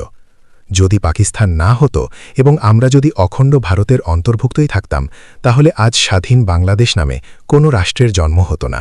এ অবস্থায় এ এলাকার মুসলমানদের কি দশা হতো তা কি আমরা ভেবে দেখি? আজ যারা জেনারেল তাদের কয়জন নন কমিশন অফিসারের উপর কোনো স্থান দখল করার সুযোগ পেতেন? সেক্রেটারি মর্যাদা নিয়ে আজ যারা সচিবালয়ে কর্তৃত্ব করছেন তাদের কতজন সেকশন অফিসারের ঊর্ধ্বে উঠতে পারতেন? আজ যারা পুলিশের বড় কর্তা তারা দারোগার বেশি হতে পারতেন কি? মুসলিম নামের অধিকারী হয়েও বর্তমানে বিশ্ববিদ্যালয়ে যারা বড় বড় মর্যাদার আসন অলঙ্কৃত করছেন তাদের কি এ সুযোগ ঘটত? ডাক্তার ও ইঞ্জিনিয়ারদের যে বাহিনী এখন বিদেশে পর্যন্ত বিরাট সুযোগ পাচ্ছেন তাদের মধ্যে শতকরা কতজন মেডিকেল ও ইঞ্জিনিয়ারিংয়ে পড়ার সৌভাগ্য লাভ করতেন? বাংলাদেশে এখন যেসব শিল্প কারখানা রয়েছে পাকিস্তান না হলে তা কি সম্ভব হতো? আজ যারা বড় বড় ব্যবসায়ী হয়েছেন তারা মারোয়ারিদের দাপটে কি মাথা তুলতে পারতেন? আজ বাংলাদেশ বিশ্বের দ্বিতীয় বৃহত্তম মুসলিম দেশ হিসাবে পরিচিত। পাকিস্তান হয়েছিল বলেই এটুকু পজিশন সম্ভব হয়েছে। তা না হলে আমরা ভারতের একটা প্রদেশের অংশ হয়েই থাকতে বাধ্য হতাম, একটা পৃথক প্রদেশের মর্যাদাও পেতাম না। কেন সার্বিক উন্নয়ন হল না? এ বিষয়ে কোনো সন্দেহ নেই যে পূর্ববঙ্গের সার্বিক উন্নয়ন না হওয়ার জন্য পাকিস্তানের কেন্দ্রীয় সরকারই প্রধানত দায়ী। ইংরেজ চলে যাবার পর প্রশাসনিক কর্মকর্তা হয়ে যারা কেন্দ্রীয় ও প্রাদেশিক সরকার পরিচালনা করলেন তাদের মধ্যে পূর্ববঙ্গের কোনো বড় কর্মকর্তা ছিল না। আর পাকিস্তান আন্দোলনের যেসব নেতা কেন্দ্রীয় সরকারের নেতৃত্বে ছিলেন তাদের মধ্যে পূর্ববঙ্গের যারা প্রতিনিধিত্ব করছিলেন তারা এত অনভিজ্ঞ ও দুর্বল ছিলেন যে পূর্ববঙ্গের উন্নয়নের ব্যাপারে প্রথম থেকেই কেন্দ্রীয় সরকারের যতটা করণীয় ছিল তার সামান্য কিছুই আদায় করা সম্ভব হয়েছে। ব্রিটিশ আমলে পূর্ববঙ্গ চরমভাবে অবহেলিত থাকার দরুন এ অঞ্চল শিল্প বাণিজ্য, সেচ প্রকল্প, বন্দর সুবিধা, কৃষি উন্নয়ন, যোগাযোগ ব্যবস্থা, সামরিক ও বেসামরিক কর্মকর্তা, পেশাগত শিক্ষা প্রতিষ্ঠান ইত্যাদি ক্ষেত্রে পশ্চিম পাকিস্তানের তুলনায় অনেক অনুন্নত ছিল। এ অবস্থায় পূর্ববঙ্গের উন্নয়নের প্রতি শুরু থেকেই বিশেষ মনোযোগ দেওয়া কর্তব্য ছিল। এ কর্তব্য পালন করা হলে কেন্দ্রীয় সরকারের প্রতি এখানকার জনগণের এমন আস্থা সৃষ্টি হতো যা পাকিস্তানের ঐক্য ও সংহতিকে দৃঢ় করতে সক্ষম হতো। পূর্ববঙ্গের সার্বিক উন্নয়নে কেন্দ্রীয় সরকারের অবহেলার জন্য শুধু পশ্চিম পাকিস্তানের কর্মকর্তাদের উপর দোষ চাপিয়ে দিয়ে আমাদের নিজেদের অযোগ্যতা ও দুর্বলতা ঢেকে রাখার যারা চেষ্টা করে আমরা তাদের সাথে একমত নই। যারা নিজেদের পশ্চাৎগামিতার জন্য শুধু অপরকে দোষী সাব্যস্ত করেই আপন দায়িত্ব শেষ করে তারা নিজেদের দোষ ও ভুল দেখতে পায় না, তাদের পক্ষে সত্যিকার উন্নয়ন অর্জন করা সম্ভব হয় না। পাকিস্তান হবার পর এ এলাকার জনগণের অবস্থার সার্বিক উন্নয়ন না হওয়া এবং যেটুকু উন্নয়ন হয়েছে তা দ্রুত না হওয়ার জন্য পাকিস্তানিদের উপর দোষ চাপাবার প্রবণতা এত প্রবল ছিল যে সব ব্যাপারেই শুধু পশ্চিমের শোষণের দোহাই দেয়া হতো। নিজেদের ন্যায্য অধিকার আদায়ের যোগ্যতা না থাকলে এক মায়ের পেটের ভাইয়ের কাছেও ঠকতে হয়। যে ভাই ঠকায় সে নিশ্চয়ই দোষী, কিন্তু সে তার স্বার্থ যেমন বুঝে নিচ্ছে অপর ভাইও যদি নিজের অধিকার আদায় করার যোগ্য হয় তাহলে আর ঠকতে হয় না। আমাদের সবচেয়ে বড় দুর্বলতা ছিল নিঃস্বার্থ, জনদরদী, সৎ ও যোগ্য নেতৃত্বের অভাব। পূর্ব পাকিস্তানের ওপর যত অবিচার হয়েছে এর জন্য প্রধানত দায়ী এখানকার ওইসব নেতা যারা কেন্দ্রীয় সরকারের শরিক থেকেও বলিষ্ঠ ভূমিকা পালন করেননি। বিশেষ করে আইয়ুব আমলে যারা মন্ত্রিত্ব ও ব্যক্তিগত স্বার্থ পেয়ে গণতন্ত্রের বদলে একনায়কত্বকে সমর্থন করেছিলেন, তারা এদেশের জনগণকে রাজনৈতিক অধিকার থেকে বঞ্চিত করার সাথে সাথে অর্থনৈতিক দিক দিয়ে পঙ্গু করে রাখার জন্যেও বিশেষভাবে দায়ী। নবাব সিরাজউদ্দৌলার পরাজয়ের জন্য যারা শুধু লর্ড ক্লাইভকে গালি দেয়, তাদের সাথে একমত হওয়া যায় না। ক্লাইভ তার জাতীয় স্বার্থের পক্ষে যোগ্য ভূমিকা পালন করেছে। মীর জাফরের স্বার্থপরতা ও বিশ্বাসঘাতকতার দরুণই যে আমরা পরাধীন হয়েছিলাম, তা থেকে শিক্ষা আজও আমরা নিচ্ছি না। পশ্চিম পাকিস্তানের ক্লাইভদের চেয়ে পূর্ব পাকিস্তানের মীর জাফররাই যে আমাদের অবনতির জন্য অধিকতর দায়ী। সে কথা উপলব্ধি না করার ফলে আজও আমাদের ভাগ্যের কোনো পরিবর্তন হচ্ছে না। নিঃস্বার্থ নেতৃত্বের অভাব। সত্যিকার আদর্শবান, নিঃস্বার্থ, জনদরদী, চরিত্রবান ও যোগ্য নেতৃত্বের অভাব দূর না হওয়া পর্যন্ত আমাদের অবস্থার উন্নতি হতে পারে না। আমাদের দেশে কোনো পলিটিক্যাল সিস্টেম গড়ে ওঠার লক্ষণই দেখা যাচ্ছে না। এখানে রাজনীতি করা মানে যে কোনো উপায়ে ক্ষমতা দখলের চেষ্টা। দলীয় নেতৃত্বের আসন দখল করাই রাজনৈতিক দল গঠনের একমাত্র লক্ষ্য। ওই আসন বেদখল হয়ে গেলে দল ভেঙে হলেও নেতা হবার নীতি এদেশে প্রচলিত হয়ে গেছে। গণতন্ত্রের স্লোগান আমাদের দেশে একনায়করাই বেশি জোরে দিয়ে থাকে, কারণ রাজনৈতিক দলগুলোর মধ্যেও গণতান্ত্রিক রীতি ও পদ্ধতির যথেষ্ট অভাব রয়েছে। একনায়কত্ব ও গণতন্ত্রের বাহ্যিক চেহারাই যেন পার্থক্য স্পষ্ট নয়। এ ধরনের রাজনৈতিক পরিবেশ আছে বলেই সেনাপতিরাও ক্ষমতা দখল করে রাজনৈতিক দল গঠন করার ডাক দিলে গণতন্ত্রের বহু তথাকথিত ধ্বজাধারী একনায়ককেই গণতন্ত্রের নায়ক হিসাবে মেনে নেয়। নিঃস্বার্থ নেতৃত্ব থাকলে জনগণের সব অধিকারই অর্জন করা সম্ভব হতো, আর ওই জিনিসের অভাব থাকায় বাংলাদেশ আলাদা রাষ্ট্রে পরিণত হওয়া সত্ত্বেও আমাদের দুর্দশা বেড়েই চলেছে। নিঃস্বার্থ নেতৃত্ব সৃষ্টির জন্য প্রয়োজন: ১. নিষ্ঠার সাথে গণতন্ত্রের আদর্শ মেনে চলার অভ্যাস। ২. সরকারি ও বিরোধী সব রাজনৈতিক দলের মধ্যে সত্যিকারের গণতান্ত্রিক পদ্ধতির প্রচলন। ৩. দেশ শাসনের উদ্দেশ্যে একটি গণতান্ত্রিক রাজনৈতিক কাঠামো গড়ে তুলবার ব্যবস্থা। ৪. অবাধ ও নিরপেক্ষ নির্বাচনের নিশ্চয়তা বিধান। ৫. যারা বিনা নির্বাচনে ক্ষমতা দখল করে তাদেরকে গণতন্ত্রের দুশ্মন মনে করা এবং তাদের নেতৃত্ব মানতে অস্বীকার করা। যারা বাংলাদেশ আন্দোলনে শরিক হয়নি তারা কি স্বাধীনতা বিরোধী ছিল? ১৯৭০-এর নির্বাচনের দীর্ঘ অভিযানে শেখ মুজিব প্রায় প্রতিটি নির্বাচনী জনসভায় জনগণকে আশ্বাস দিয়েছে যে আমরা ইসলাম বিরোধী নই এবং আমরা পাকিস্তান থেকে আলাদা হতে চাই না। জনগণ তাকে ভোট দিয়েছিলেন তাদের অধিকার আদায়ের জন্য। পাকিস্তান থেকে বিচ্ছিন্ন হবার কোনো ম্যান্ডেট তিনি নেননি। নির্বাচনের পরও এ জাতীয় সুস্পষ্ট কোনো ঘোষণা তিনি দেননি। তাই ১৯৭১-এ যারা বাংলাদেশ আন্দোলনে শরিক হয়নি তারা দেশের স্বাধীনতার বিরোধী ছিল না। ভারতের অধীন হবার ভয় এবং ধর্মনিরপেক্ষতাবাদ ও সমাজতন্ত্রের খপ্পরে পড়ার আশঙ্কায় তাদেরকে ওই আন্দোলন থেকে দূরে থাকতে বাধ্য করেছিল। তারা তখনও অখণ্ড পাকিস্তানের নাগরিকই ছিল। তারা রাষ্ট্রবিরোধী কোনো কাজে লিপ্ত ছিল না বা কোনো বিদেশি রাষ্ট্রের পক্ষে কাজ করেনি। নিজ দেশের কল্যাণ চিন্তাই তাদেরকে এই ভূমিকায় অবতীর্ণ করেছিল। ১৬ই ডিসেম্বর পর্যন্ত তারা এই বিশ্বাসের ভিত্তিতেই কাজ করেছে। তাই আইনগতভাবে তাদেরকে দোষী সাব্যস্ত করা যায় না। নৈতিক বিচারে ব্যক্তিগতভাবে যারা নরহত্যা, লুটতরাজ, ধর্ষণ ও অন্যান্য অন্যায় করেছে তারা অবশ্যই নরপশু। যাদের চরিত্র এ জাতের তারা আজও ওইসব করে বেড়াচ্ছে। পাক সেনাবাহিনীর যারা এ জাতীয় কুকর্মে লিপ্ত হয়েছিল তারাও নরপশুদেরই অন্তর্ভুক্ত। যাদের কোনো ধর্মবোধ, নৈতিক চেতনা ও চরিত্রবল নেই তারা এক পৃথক শ্রেণী। পাঞ্জাবি হোক আর বাঙালি হোক, এ জাতীয় লোকের আচরণ একই হয়। রাজনৈতিক মতপার্থক্য ও স্বাধীনতা বিরোধী হওয়া এক কথা নয়। অবিভক্ত ভারত থেকে ইংরেজ বিতাড়নের আন্দোলনে কংগ্রেসের সাথে মুসলিম লীগের মতবিরোধকে কতক কংগ্রেস নেতা স্বাধীনতার বিরোধী বলে প্রচার করত। কংগ্রেস হিন্দু মুসলিম সকল সম্প্রদায়ের প্রতিষ্ঠান হিসাবে দাবি করত এবং গোটা ভারতকে একটি স্বাধীন রাষ্ট্র হিসাবে দেখতে চেয়েছিল। কিন্তু মুসলিম লীগ জানত যে কংগ্রেসের স্বাধীনতা আন্দোলনের ফলে ইংরেজের গোলামি থেকে মুক্তি পেয়েও মুসলমানদেরকে হিন্দু সংখ্যাগরিষ্ঠের অধীন থাকতে হবে। তাই ওই স্বাধীনতা দ্বারা মুসলমানদের মুক্তি আসবে না। তাই মুসলিম লীগ পৃথকভাবে স্বাধীনতা আন্দোলন চালাল এবং ভারত বিভাগ করে মুসলিম সংখ্যাগরিষ্ঠ এলাকায় পাকিস্তান দাবি করল। ফলে মুসলিম লীগের পাকিস্তান আন্দোলন একই সঙ্গে ইংরেজ ও কংগ্রেসের স্বার্থের বিরুদ্ধে গেল। কংগ্রেস নেতারা তারস্বরে মুসলিম লীগ নেতাদেরকে ইংরেজের দালাল ও দেশের স্বাধীনতার দুশ্মন বলে গালি দিতে লাগল।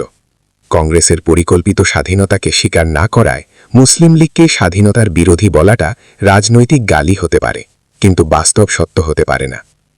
ঠিক তেমনি যে পরিস্থিতিতে ভারতের আশ্রয়ে বাংলাদেশ আন্দোলন পরিচালিত হচ্ছিল, সে পরিবেশে যারা ওই আন্দোলনকে সত্যিকার স্বাধীনতা আন্দোলন বলে বিশ্বাস করতে পারেননি, তাদেরকে স্বাধীনতার দুশ্মন বলে গালি দেয়া রাজনৈতিক উদ্দেশ্যে যতই প্রয়োজনীয় মনে করা হোক, বাস্তব সত্যের সাথে এর কোনো সম্পর্ক নেই।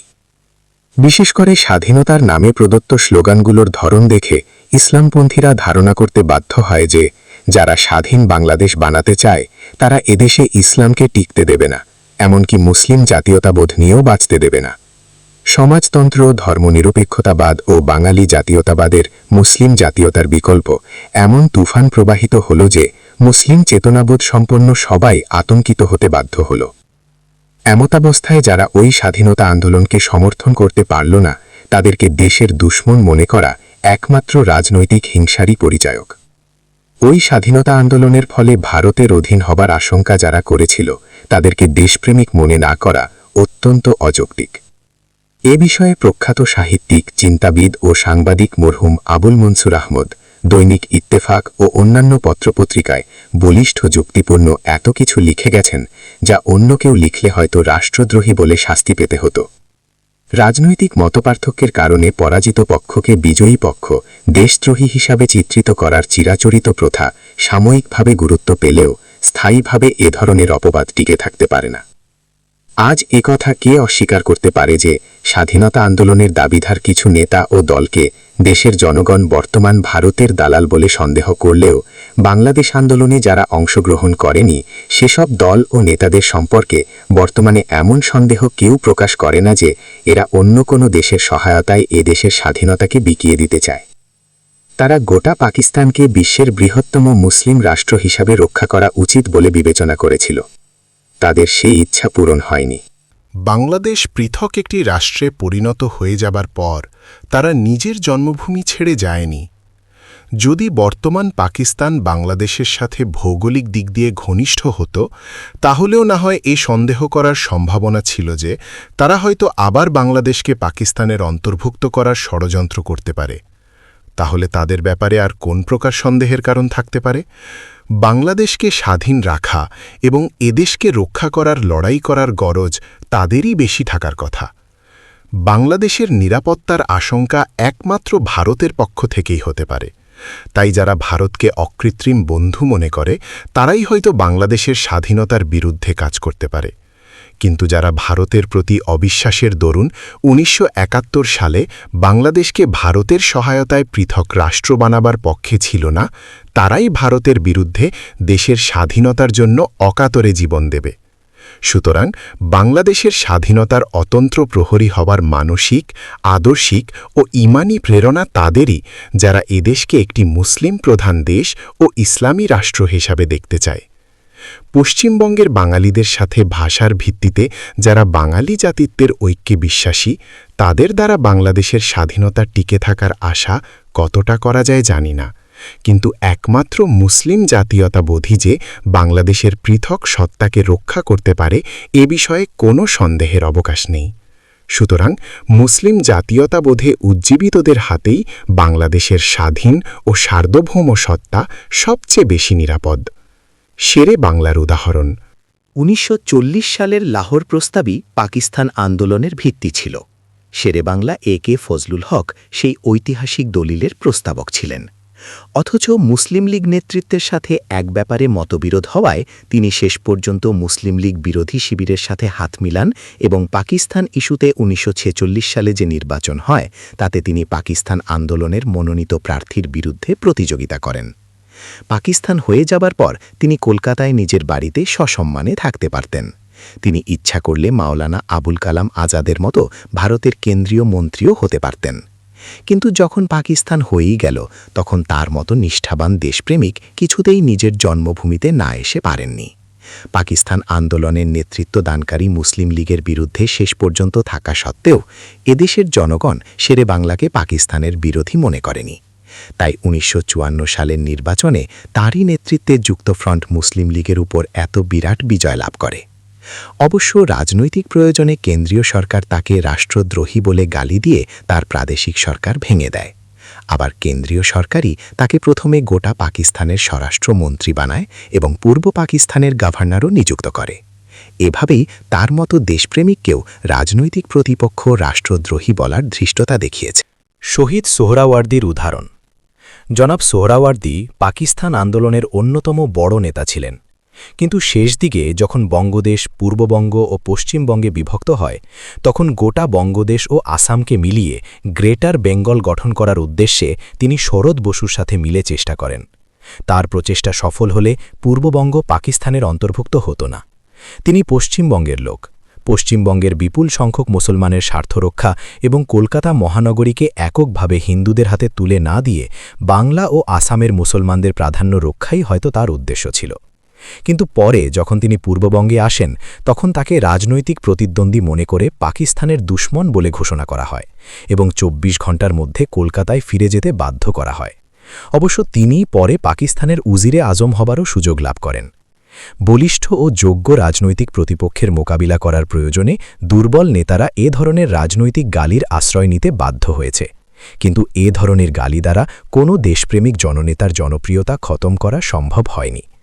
তাই ৭১-এর ভূমিকাকে ভিত্তি করে যেসব নেতা ও দলকে স্বাধীনতার দুশ্মন ও বাংলাদেশের শত্রু বলে গালি দিয়ে তাদের বিরুদ্ধে যতই বিষোদ্গার করা হোক, তাদের দেশপ্রেম, আন্তরিকতা ও জনপ্রিয়তা ম্লান করা সম্ভব হবে না।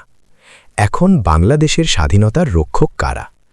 বাংলাদেশ একটি পৃথক স্বাধীন দেশ হিসাবে কায়েম হবার ১.৫ যুগ পরেও যারা ৭১-এর ভূমিকা নিয়ে হইচই করার চেষ্টা করেন, তারা একটা কথা গভীরভাবে বিবেচনা করেননি। ৭১-এর ভূমিকার কারণে যারা এদেশে ভারত বিরোধী ও ইসলামপন্থী হিসাবে চিহ্নিত, তাদের পক্ষ থেকে বাংলাদেশ হবার পর এমন কোনো কাজ হয়েছে কি যা এদেশের স্বাধীনতার সামান্য বিরোধী বলে প্রমাণ করা যায়? এ কথা সবাই স্বীকার করার বাধ্য যে এদেশের স্বাধীনতার উপর যদি কোথাও থেকে আঘাত আসে, তা একমাত্র ভারত থেকেই আসতে পারে। দেশের চারপাশে যদি ভারত ছাড়া আরও কয়েকটি দেশ থাকত, তাহলে এ বিষয়ে ভিন্ন মত পোষণের সুযোগ হতো। বাংলাদেশের স্বাধীনতা আন্দোলনে ভারতের ভূমিকার কারণে যারা এ বাস্তবতা থেকে চোখ বন্ধ করে রাখতে চান, তারা জনগণ থেকে ভিন্ন চিন্তা করেন। জনগণকে বাদ দিয়ে দেশ রক্ষা সম্ভব নয়। নিঃসন্দেহে এদেশের জনগণ ভারত সরকারকে বন্ধু মনে করে না। তাদের কোনো আচরণই বন্ধুসুলভ বলে প্রমাণিত নয়। এমনকি স্বাধীনতা আন্দোলনে ভারতের ভূমিকাকেও এদেশের মঙ্গলের নিয়তে পালন করা হয়েছে বলে জনগণ বিশ্বাস করে না। সশস্ত্র বাহিনীর উদ্দেশ্যই হল প্রতিরক্ষা বা ডিফেন্স। ডিফেন্স আগেনস্ট হোম বা কার বিরুদ্ধে প্রতিরক্ষা, প্রশ্নটি আপনিই মনে জাগে। যেহেতু একমাত্র ভারত থেকেই আক্রমণের সম্ভাবনা, সেহেতু এ প্রশ্নের জবাবও একটাই।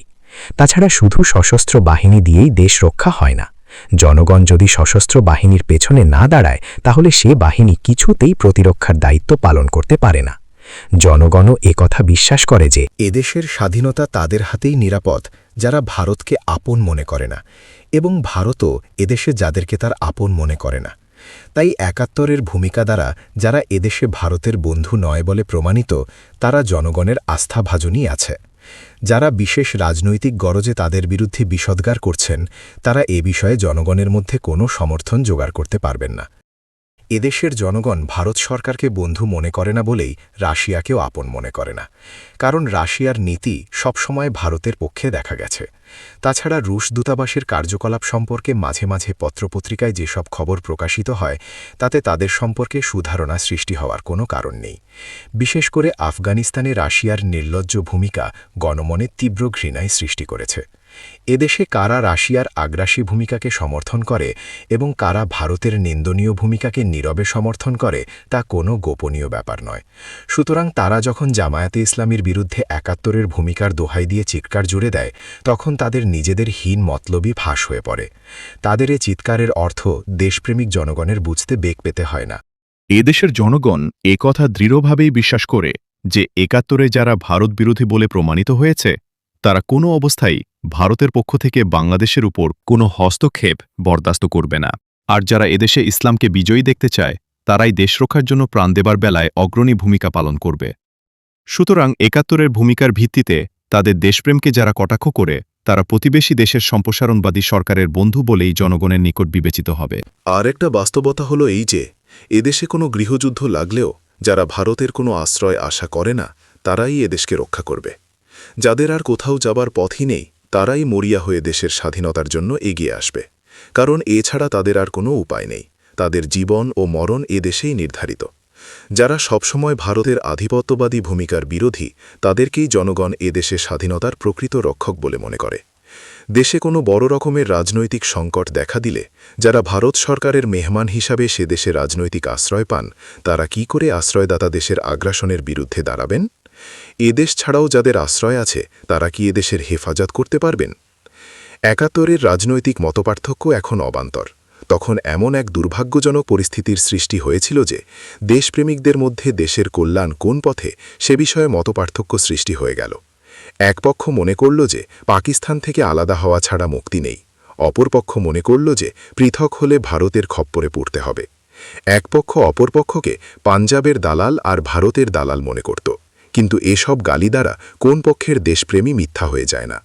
ওই সময়কার দুঃখজনক মতবিরোধকে ভিত্তি করে যদি এখনও বিভেদ জারি রাখা হয় তাহলে জাতি হিসাবে আমরা ধ্বংসের দিকেই এগিয়ে যেতে বাধ্য হব। শেষ কথা, দুনিয়ার মানচিত্রে বাংলাদেশ একটি স্বাধীন রাষ্ট্র হিসাবে কায়েম হবার পর সব ইসলামপন্থী দল ও ব্যক্তি স্বাধীন বাংলাদেশকে স্বীকার করে নিয়ে নিজেদের জন্মভূমিতে সাধ্যমতো ইসলামের খেদমত করার চেষ্টা করছে। ১৯৭৫ সালের ৭ই নভেম্বর সিপাহী জনতার নারায়ে তাকবীর আল্লাহু আকবার ধ্বনি স্বাধীনতা বিরোধী চক্রান্তকে নস্যাৎ করতে সক্ষম হয়। ১৯৭৭ সালে ধর্মনিরপেক্ষতাবাদ খতম করে বিসমিল্লাহির রহমানির রহিম আল্লাহর প্রতি ঈমান ও দৃঢ় আস্থা এবং সমাজতন্ত্রের ভিন্ন ব্যাখ্যা সংবিধানে সন্নিবেশিত করার পর জনগণ রেফারেন্ডামের মাধ্যমে তাকে স্বাগত জানাবার ফলে ইসলামপন্থী দলগুলো বাংলাদেশকে ইসলামী রাষ্ট্রে পরিণত করার জন্য শাসনতান্ত্রিক পৃষ্ঠপোষকতা পেয়েছে। এভাবে আল্লাহ রব্বুল আলামিন এদেশের মুসলমানদের জন্য তাদের ঈমান নিয়ে বেঁচে থাকার অনুকূল পরিবেশ সৃষ্টি করে চলেছেন। বাংলাদেশ ভৌগোলিক দিক দিয়ে মুসলিম বিশ্ব থেকে সম্পূর্ণ বিচ্ছিন্ন একটা এলাকা, আর কোনো মুসলিম দেশ এমন বিচ্ছিন্ন অবস্থায় নেই। তদুপরি আমাদের এই প্রিয় জন্মভূমিটি এমন একটি দেশ দ্বারা বেষ্টিত যাকে আপন মনে করা মুশকিল। তাই এদেশের আজাদির হিফাজত করা সহজ ব্যাপার নয়। জনগণ এক্ষেত্রে একেবারেই বন্ধুহীন। আশপাশ থেকে সামান্য সাহায্য পাওয়ারও কোনো আশা করা যায় না। এদেশবাসীকে একমাত্র আল্লাহর উপর ভরসা করে নিজেদের শক্তি নিয়েই প্রতিরক্ষার কঠিন দায়িত্ব পালন করতে হবে। যে কোনো জাতির আদর্শ ও বিশ্বাসী তার শক্তির উৎস হবে। সুতরাং এদেশের সংখ্যাগরিষ্ঠ মানুষের জীবন আদর্শ ইসলামী স্বাধীনতার আসল গ্যারান্টি। জামাতে ইসলামী ও ইসলামপন্থী সকলেই এ মহান উদ্দেশ্যেই কাজ করে যাচ্ছে। তাই জনগণের নিকট তাদের চেয়ে বেশি আপন আর কেউ হতে পারে না। সমাপ্ত।